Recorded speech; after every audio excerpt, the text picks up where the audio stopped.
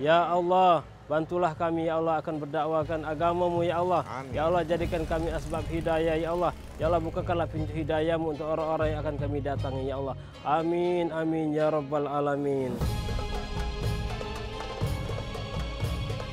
Islam itu sebuah sudah ada hubungan yang menyebarkan Islam itu dakwanya selain melalui perdagangan, kemudian para pedagang-pedagang ini yang datang ke Nusantara yang berada di negeri Sriwijaya ini juga ada yang menetap.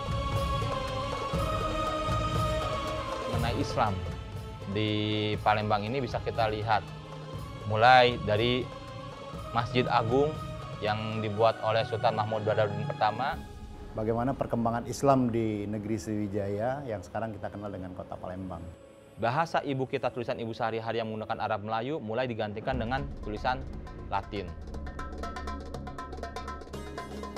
Sebagian dari tokoh-tokoh itu memilih untuk kembali ke Palembang.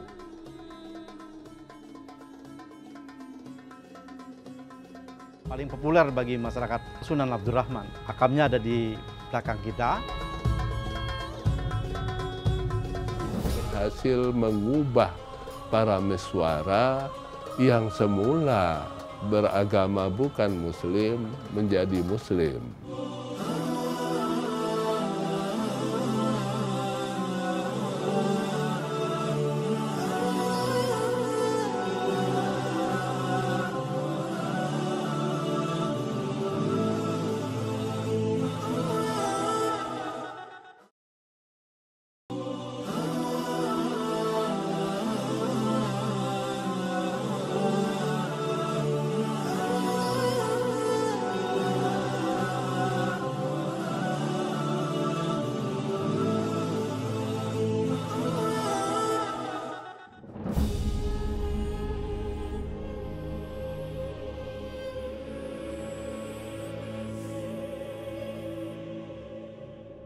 Kesultanan Palembang Darussalam sebelumnya memang sudah dikenal dengan ada kerajaan Palembang.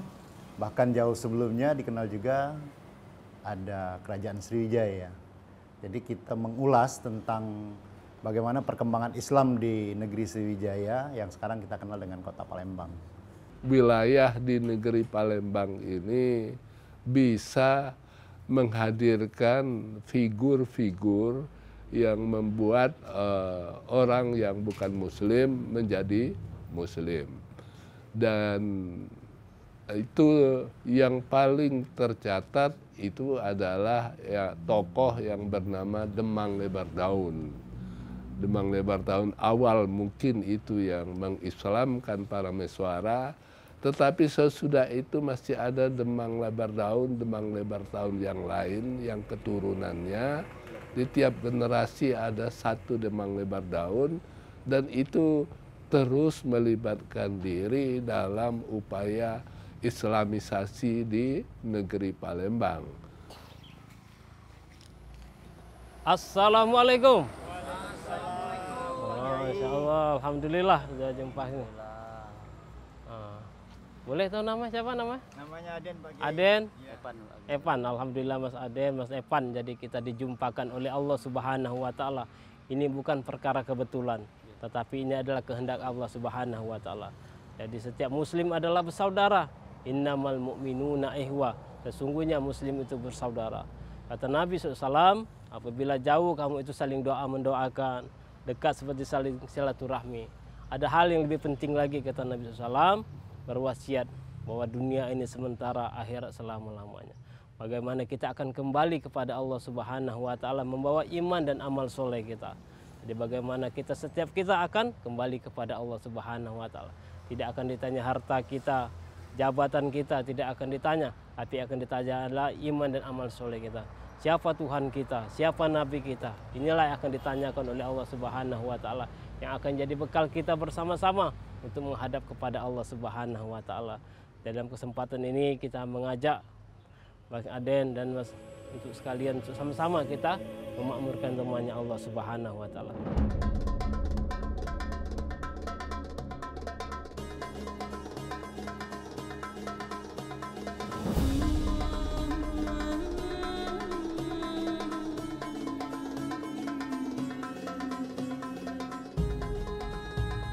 pada masa lalu ketika kerajaan Sriwijaya ini berkuasa di abad ke-7, itu hubungan dagang antara Sriwijaya dengan negeri Arab atau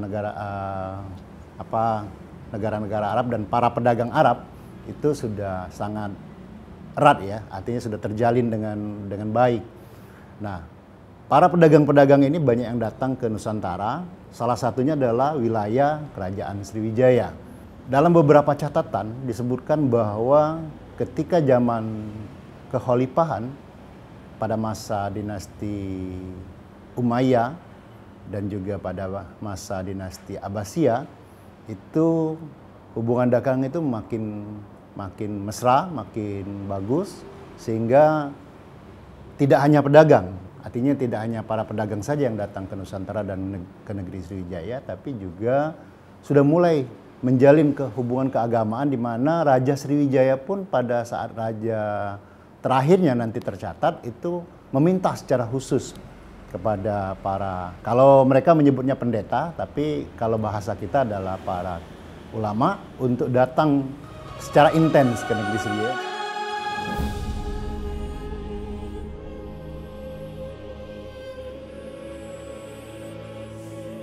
Di makam Ki Gede Ungsuro, raja pertama di kerajaan Palembang. Di Ki Gede Ungsuro ini datang ke Palembang bersama 24 keluarga. Ini Ki Gede Ungsuro, cicitnya itu Sidoing Rejek ya. Jadi raja terakhir yang ke Sakotigo atau mengungsi ke Sakotigo karena didesak oleh Belanda di sini, maka itu raja terakhir, kemudian lalu adiknya kemudian menyambung jadi sultan dan kemudian membangun kembali satu bentuk kerajaan baru dengan sistem yang lebih menguat kepada keislaman. Pada masa itu, Palembang yang masih berbentuk kerajaan di bawah Fasal Mataram, itu pemimpinnya, rajanya dikenal dengan Sidoing Rejek. Beliau itu pada saat sekitar tahun 1657-58 itu terjadi percekcokan hebat antara VOC, Sunan Palembang dan juga Mataram. Akibat daripada keengganan mereka itu masalah perniagaan antara VOC, Mataram, dan juga Palembang.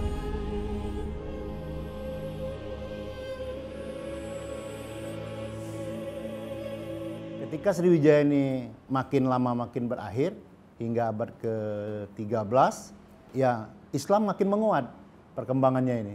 Artinya penduduk-penduduk lokal itu mulai banyak yang mengenal Islam, yang tadi melalui jalur perkawinan sudah memeluk Islam, misalnya seperti itu. Sehingga makin hari makin kesininya ya makin berkembang. Nah, tapi belum dikatakan sebuah kerajaan Islam. Kenapa? Karena masih ada pengaruh dari kerajaan Sriwijaya yang pada saat itu agama negaranya adalah agama Hindu dan agama Buddha yang berkembang pada saat itu. Islam baru masuk seperti itu. Nah, setelah Sriwijaya runtuh, muncullah pengaruh Islam ini yang lebih kuat, di mana para kiai, para ulama yang muncul, tokoh-tokoh agama pada waktu itu mulai bermunculan. Nah, makin kuatnya pengaruh Islam ini sehingga mempengaruhi kerajaan Palembang. Jadi secara periodisasi, kerajaan Sriwijaya kemudian mengalami keruntuhan, kemudian muncul kerajaan Palembang yang memang belum menyatakan sebagai kesultanan atau kerajaan Islam, tapi dia sudah mendapat pengaruh yang besar terhadap Islam. Kemudian baru nanti muncul ke Kesultanan Palembang Darussalam. Kalau kita lihat dari pengaruh ini, antara pengaruh politis, kemudian juga pengaruh sosial dan budaya, ini di negeri Palembang ini sudah mulai berubah, misalnya tata cara kehidupan masyarakatnya yang mendapat pengaruh Islam. Nah, ini terjadi harmonisasi kalau bahasa saya itu, bahwa sebelumnya sudah ada Hindu-Buddha, masuk Islam, terjadi harmonisasi, tidak ada konflik, agama terus berkembang, dan kerajaan mulai bermetamorfosis dari yang namanya Hindu-Buddha, kemudian nanti dia menjadi kerajaan Islam.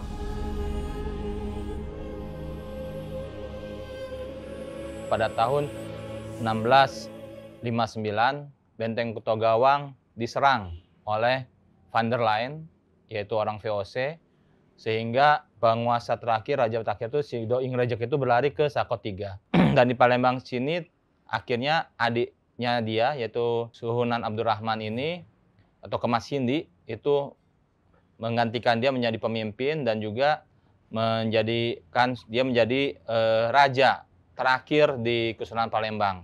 Karena dia dengan beliaulah berubah dari Kerajaan Palembang menjadi Kesultanan Palembang. Pada tahun 1666, tepatnya di 3 Maret, Suhunan Abdurrahman ini memproklamirkan diri bahwa Kesultanan Palembang Darussalam terlepas daripada fasal atau di bawah Mataram.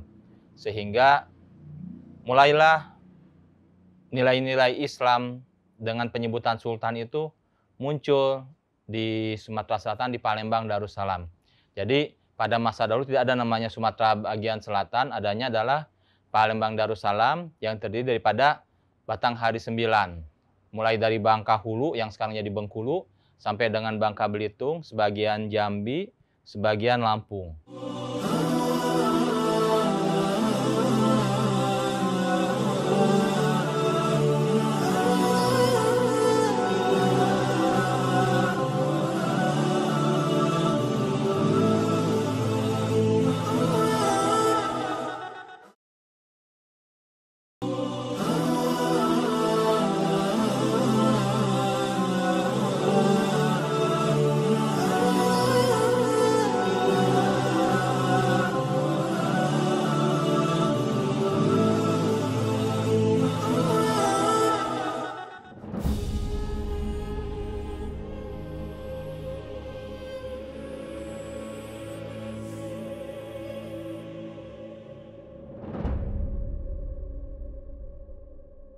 Bagi masyarakat di Uluan Negeri Palembang Darussalam atau Batanghari 9 itu ada 2 sebutan yang populer. Pertama Ratu Sinuhun, yang kedua Sunan Palembang mereka sebut. Sunan Palembang yang paling populer bagi masyarakat Uluan itu adalah Sunan Abdurrahman.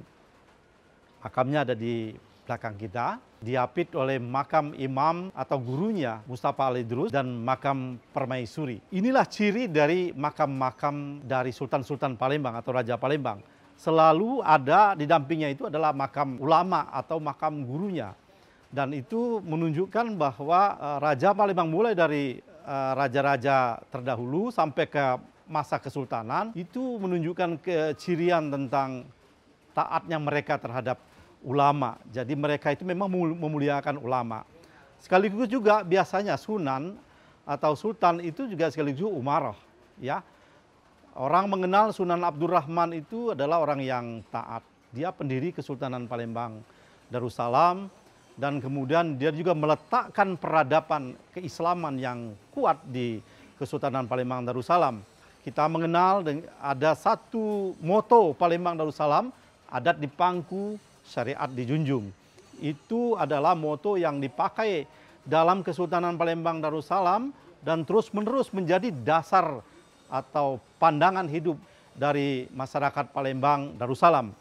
Kemudian pada masa berikutnya cucu beliau Sultan Mahmud Badarudin I menguatlah Palembang sebagai satu negeri yang kaya. Karena pada waktu itu sudah dimulai eksplorasi timah di Bangka dan juga komoditi lada bekerja sama dengan POC. Pada waktu itu Palembang mengalami pusat kejayaan baik secara ekonomi, sastra maupun agama. Dalam bidang agama misalnya Sultan Mahmud Badarudin I mulai memelihara para ulama atau para cendekia di Kesultanan Palembang Darussalam. Literasi di Palembang juga begitu menguat dan memunculkan banyak penulis, di antaranya lah Kemas Fahrudin dan beberapa penulis lain, dan juga termasuk Sultan-Sultan Palembang juga menulis. Pada waktu itu kita naik sebagai pusat sastra Islam setelah Aceh turun, sampailah ke Sultan Mahmud Badarudin II.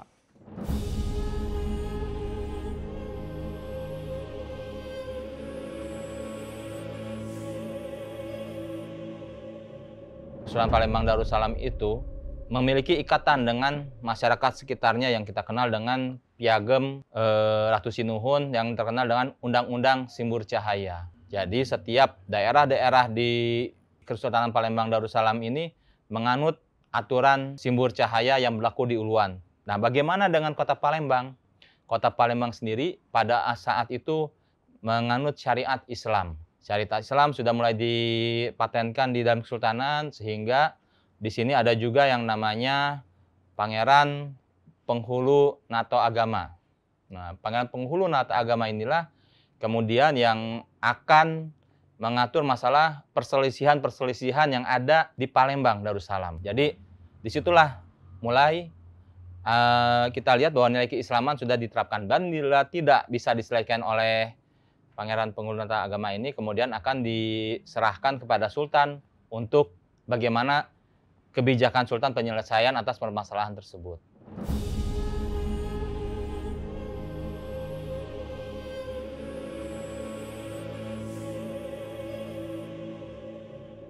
Di Palembang ini, nisan-nisan kuburnya juga pada masa lalu Arab Melayu dan juga menggunakan motif Aceh juga sebagian, sehingga kita bisa lihat pada awalnya ada akulturasi antara Aceh dan Jawa.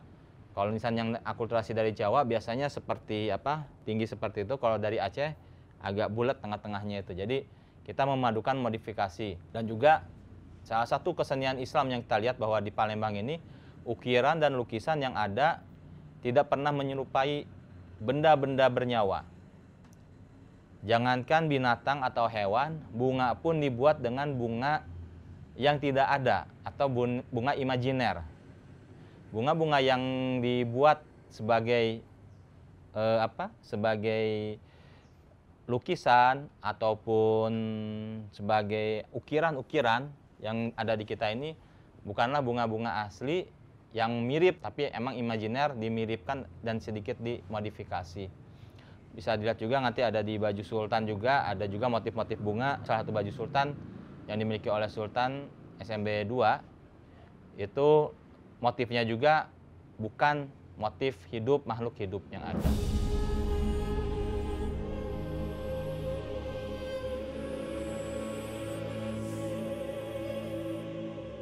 Dari zaman dahulu kita sudah menggunakan entitas kita sebagai keseharian kita. Kita masih ada juga silsilah Sultan Palembang Darussalam menggunakan Arab Melayu juga. Bahkan cap Sultan juga menggunakan Arab Melayu.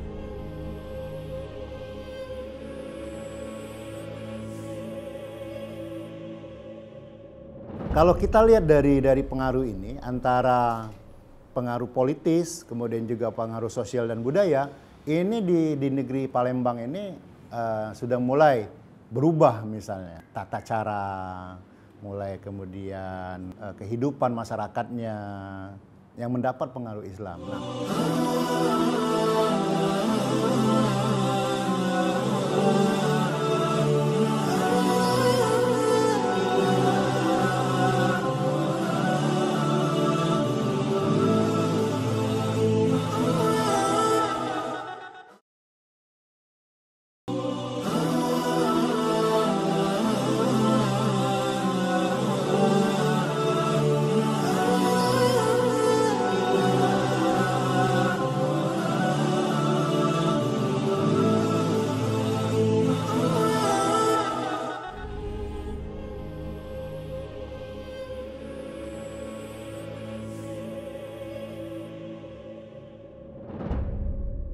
peninggalan-peninggalan Sultan Palembang Darussalam yang terutamanya pertama adalah Masjid Agung ya. Itu arsitektur Islam yang sangat bagus pada masanya ya. Karena dibuatnya itu bukannya 1-2 tahun tapi 10 tahun. Itu dibuat pada saat pembuatan sejaman dengan pembuatan Kawah Tekurup dan juga Benteng Kota Besak. Tapi Benteng Kota Besak selama 30 tahun. Kalau masjid itu dibuat 10 tahun karena mungkin lebih didahulukan. Dan sudah ada beberapa kali perubahan oleh Sultan karena semakin banyaknya masjid, semakin banyaknya orang yang sholat. Dan pada saat Sultan pada masa dahulu, yang boleh mengadakan sholat Jumat itu cuma boleh Masjid Agung. Surau-surau, daerah-daerah tidak boleh mengadakan sholat Jumat. Kenapa? Tujuannya supaya semua masyarakat, khususnya komunitas Islam itu bersatu di Masjid Agung, Dan bila ada permasalahan, bila ada apa, bisa langsung didiskusikan dan dimusyawarahkan di Masjid Agung itu. Itu yang pertama. Yang kedua, bila kita lihat peninggalan Islam, banyak sekali manuskrip yang di Palembang ini. Salah satunya juga ada manuskrip daripada Aceh, itu Tambihul Masri, yang dibuat oleh ulama Aceh, itu ada juga di kita salinannya. Sehingga kita mengetahui bahwa akulturasi dari Palembang dan Aceh di Nusantara ini ada semua. Selain manuskrip, terus peninggalan-peninggalan lain, itu bisa kita lihat juga di mana kita sering sekali bersyair dan juga bersajak. Syair-syair yang dibuat itu dengan nafas Islam. Dan kita biasa melanggamkan nada-nada dari kita sendiri ya, dengan tabuhan-tabuhan, bukannya dengan musik-musik barat pada masa dahulu.